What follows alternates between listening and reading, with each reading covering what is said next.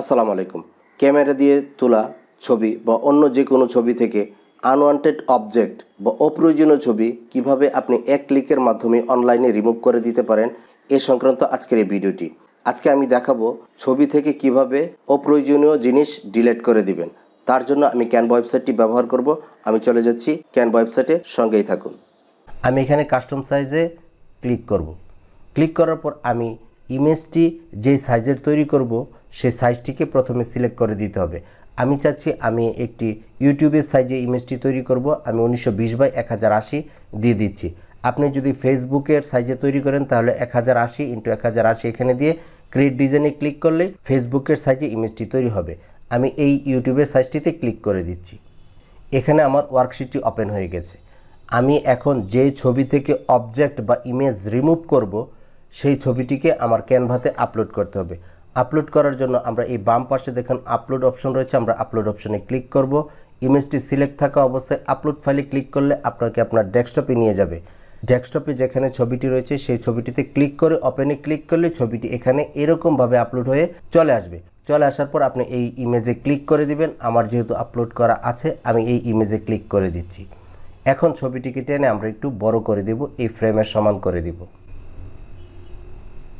এখন এই ছবি থেকে আমার পিছনে যে একটি বাঁশ রয়েছে সেই বাঁশটি রিমুভ করে দেখাবো এবং এখানে আরেকজনের ছবি রয়েছে সেই ছবিটিও আমি রিমুভ করে দেখাবো। তো ইমেজটি সিলেক্ট থাকা অবস্থায় আমরা এডিট ফটোতে ক্লিক করব। ক্লিক করার পর ম্যাজিক ইরেজারে ক্লিক করে দেব। ক্লিক করে দেওয়ার পর আমরা মাউসের লেফট কি চেপে ধরে যে অবজেক্টটি রিমুভ করতে চাই সেই অবজেক্টটির উপর ড্র্যাগ করব। এখন ছেড়ে দেব। এই যে দেখুন আমার পিছন থেকে কিন্তু বাঁশটি সম্পূর্ণ রিমুভ হয়ে গেছে বা ইরেজ হয়ে গেছে। এখন আমি এই ছবিটিকে ইরেজ করে দেখাবো বা রিমুভ করে দেখাবো। তার জন্য আমি মাউসের লেফট কি চেপে ধরে এই ছবিতে ড্র্যাগ করব। এখন মাউসের কিটি ছেড়ে দিব।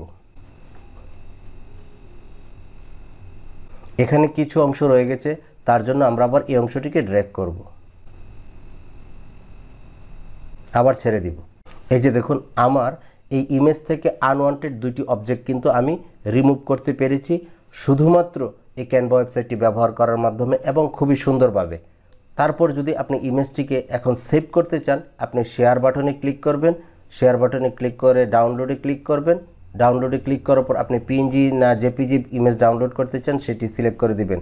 ধরুন আমি জেপিজি ডাউনলোড করতে চাই, আমি জেপিজি সিলেক্ট করে এখন ডাউনলোডে ক্লিক করব। দেখবেন আমার ইমেজটি কিন্তু ডাউনলোড হয়ে যাবে।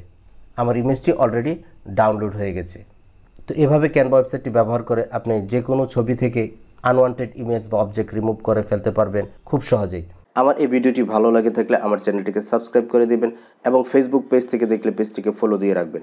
দেখা হবে নতুন কোনো ভিডিও নিয়ে, সে পর্যন্ত ভালো থাকুন। টিল দেন, আল্লাহ হাফেজ।